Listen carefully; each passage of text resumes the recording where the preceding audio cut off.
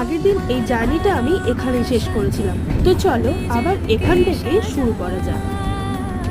শিয়ালদা থেকে যে ট্রেনটি ধরেছিলাম সেটি ছিল কৃষ্ণনগর সিটি।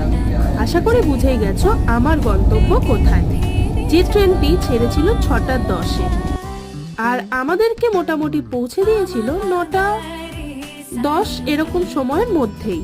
এরপরেও আরো একটি ট্রেন রয়েছে যেটি 6:55-তে মোটামুটি 9:30-টার মধ্যে পৌঁছে দেবে তোমাদেরকে কৃষ্ণনগর সিটি স্টেশনে।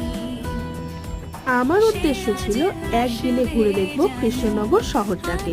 কিছু কিছু বিশেষ জায়গা রয়েছে, সেই সমস্ত জায়গাগুলোকে। আরে আমার এই রকম একটা মুখ দেখে ভেবে নিয়েছিলে যে কি হলো রে বাবা, ঘুরতে যাচ্ছে কিন্তু এরকম মুখ কেন? আরে না না, ওটা একটা রিলস করছিলাম তাই। তোমরাও চাইলে একদিনেই ঘুরে দেখতে পারো এই ইতিহাসে ভরা কৃষ্ণনগর শহরের